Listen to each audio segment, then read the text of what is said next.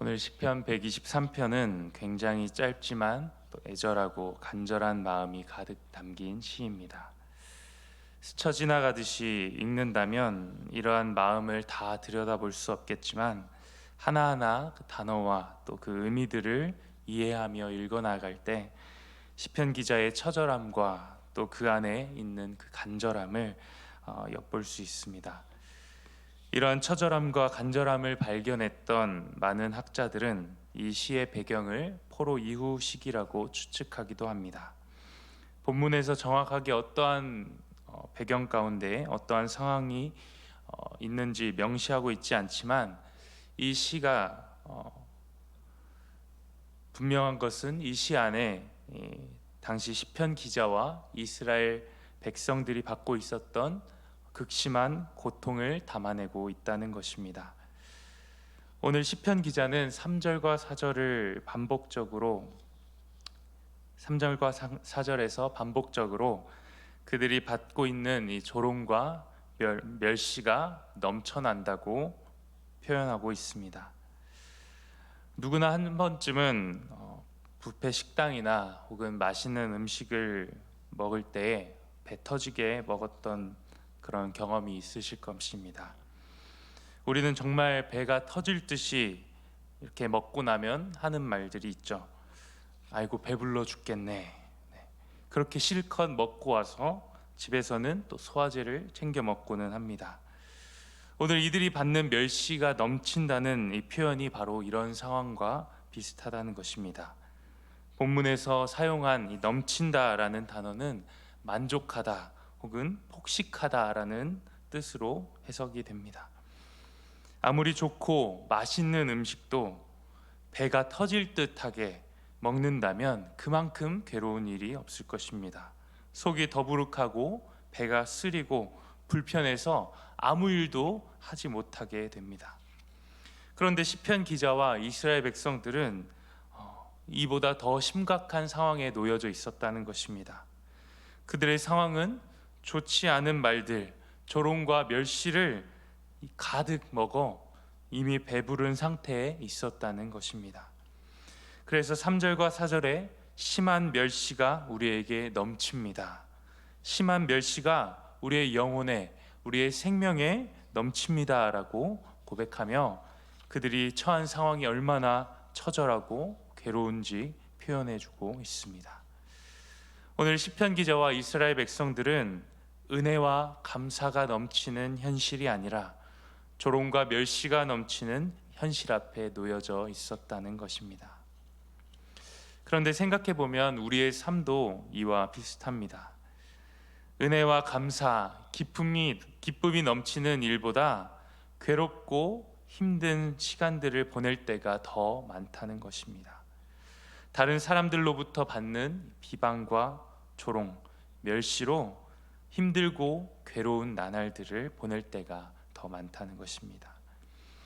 여기에 더 처절한 현실은 이러한 상황 속에서도 우리가 할 수 있는 일이 많지 않다는 것입니다.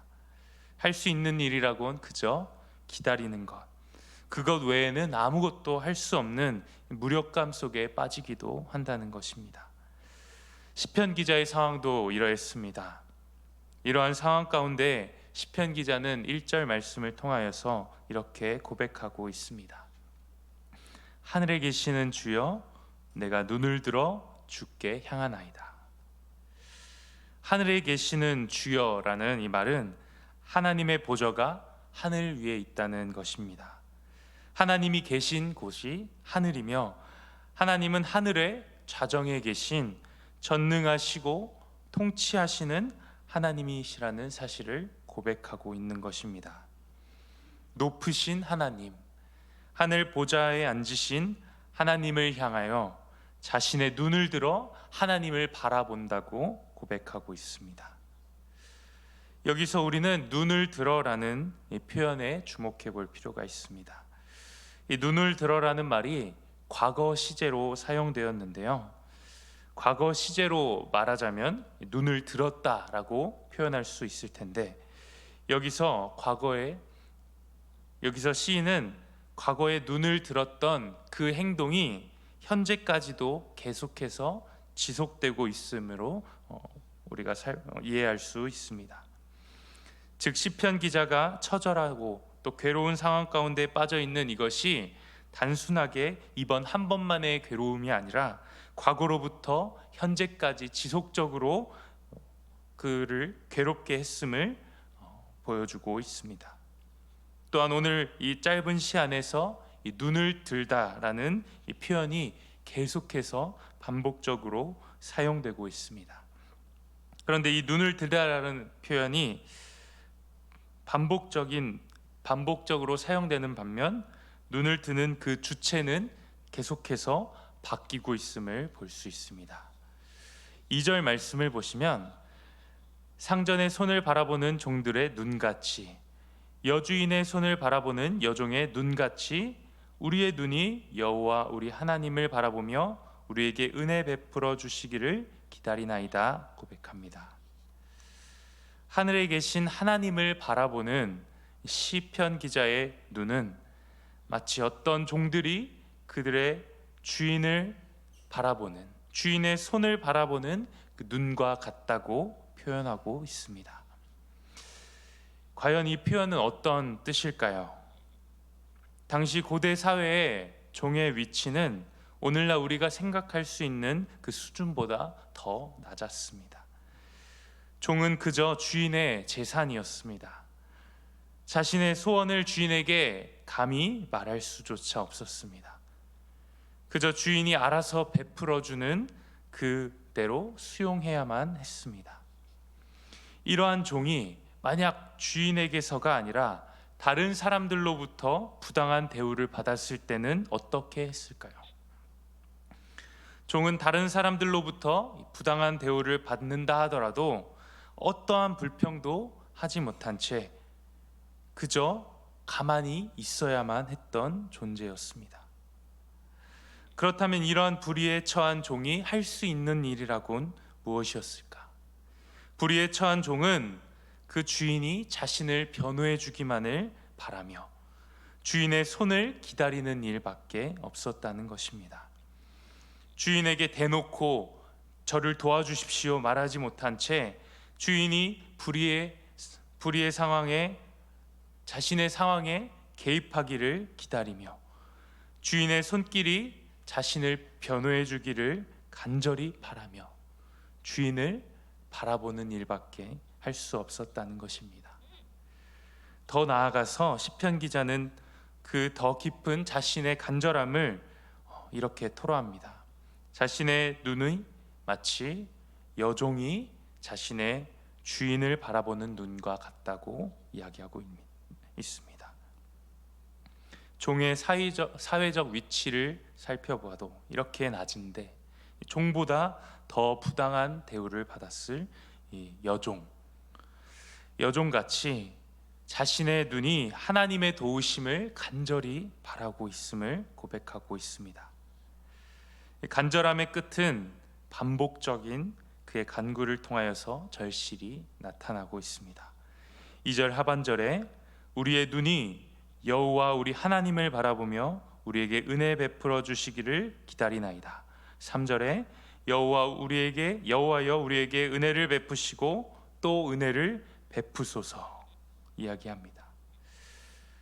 우리는 힘들고 괴로울 때 하나님을 찾으며 하나님께 기도합니다. 그런데 때로는 너무 괴롭고 힘들어서 오히려 기도가 잘 나오지 않을 때가 있습니다. 하나님 앞에 이런저런 자신의 상황들을 말하고 싶지만 너무 답답한 나머지 그저 같은 말만 반복할 때가 있다는 것입니다. 주님, 은혜를 베풀어 주십시오. 주여, 은혜를 베풀어 주십시오. 주님, 우리에게 은혜를 베풀어 주십시오. 시편 123편의 이 표제를 살펴보면 성전에 올라가는 노래라고 말합니다. 원수들의 조롱과 멸시로 인하여 답답하고 억울한 이 상황 가운데에 아무것도 할 수 없는 이 종들같이 이스라엘 백성들은 그저 하나님을 바라보며 만물을 다스리시고 통치하시는 하나님의 전능하신 그 손을 기다리며 나아갔다는 것입니다. 자신의 백성을 결코 외면하지 않으시는 하나님, 약속을 기억하시는 신실하신 하나님, 은혜 받을 자격 없는 자에게 은혜를 베풀어 주시는 긍휼하신 하나님을 바라보았다는 것입니다. 그리고 은혜 베풀어 주실 그 하나님을 기대하며 하나님 앞으로, 하나님이 계신 성전으로 나아갔다는 것입니다. 시편 기자는 하나님이 하늘 보좌에 계시다고 고백했습니다. 그런데 구약의 성막과 언약궤 또 성전은 하늘의 모형으로서 하늘 보좌, 하나님의 그 보좌를 상징하기도 한다는 것입니다. 예루살렘 성전을 향하여 올라가는 그 발걸음이 마치 하늘에 계신 하나님 앞에 나아가는 그 발걸음을 상징한다는 것입니다. 성도 여러분, 여러분은 어떤 마음으로 이 자리 가운데에 나오셨습니까? 혹시 여러분들도 오늘 시편 기자와 같이 또 이스라엘 백성들과 같이 어려움과 환난 가운데에 처해 있습니까? 내 힘으로는 아무것도 할 수 없는 상황 가운데에 놓이셨습니까? 마치 조난당한 사람처럼 할 수 있는 것이라고는 그저 구조를 기다리는 일, 누군가의 도움을 바라는 일밖에 없는 상황 가운데에 놓이셨습니까? 이러한 가운데에서도 하늘에 계신 하나님 앞으로 나아가는 우리의 개개인의 인생이 되기를 소망합니다. 또 마지막으로 이 시에서 가장 중요한 적용점은 이 시가 시편 기자 개인적인 시로 시작했다가 우리라는 공동체의 기도로 끝난다는 사실입니다. 즉 자신이 받는 조롱과 멸시는 개인적인 문제만이 아니라 하나님의 백성, 이스라엘 공동체가 처한 상황이었다는 것입니다.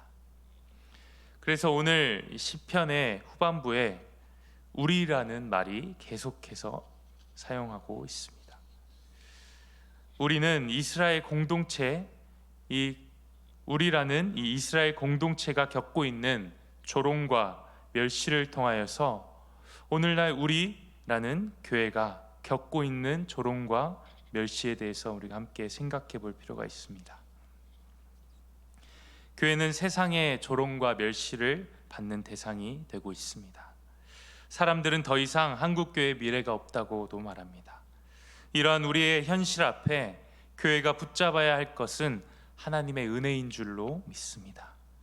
주여 은혜를 베풀어 주십시오. 우리가 기도하며 우리의 눈을 들어 하나님의 도우심을 간절히 바라보아야 할 것입니다. 하나님의 백성을 결코 외면하지 않으시는 긍휼하시고 신실하신 하나님을 의지해야 합니다. 그리하여 다음 세대들이 정말 하나님을 경험하며 또 이들이 또 다음 세대들에게 신앙을 전수하는 믿음의 자녀들로 자라설 수 있도록 점점 더 악해지는 이 사회와 문화 가운데에도 흔들리지 않는 그 믿음을 가지고 하나님 계신 곳 성전으로 나아갈 수 있는 예배의 자리로 나아가는 믿음의 사람들로 서나갈 수 있도록 우리는 하나님의 능력의 손을 붙잡고 의지하며 기도해야 합니다. 우리의 인생에 개개인적으로 어려움과 환난을 맞이합니다. 그러나 우리는 공동체적으로도 어려움과 환난들을 맞이하곤 합니다. 이러한 상황 가운데 우리는 오늘 말씀처럼 주인의 손을 바라보는 종과 같이 우리의 눈을 하나님 앞에 드리며 하늘에 계신 하나님의 은혜를 구하며 기도하며 살아가는 모든 성도님들 되시기를 간절히 소망합니다. 함께 기도하겠습니다. 하나님 아버지 감사합니다. 어려움과 고난 가운데서도 조롱과 멸시 가운데서도 우리의 눈이 오직 하나님만을 바라보길 소망합니다. 주님 은혜를 구하오니 이 나라와 민족을 불쌍히 여기시고 은혜를 베풀어 주옵소서. 주의 몸된 교회가 말씀 앞에 바로 서며 주의 백성들을 바른 길로 인도하는 교회 되게 하여 주시옵소서. 예수님의 이름으로 기도합니다. 아멘. 주기도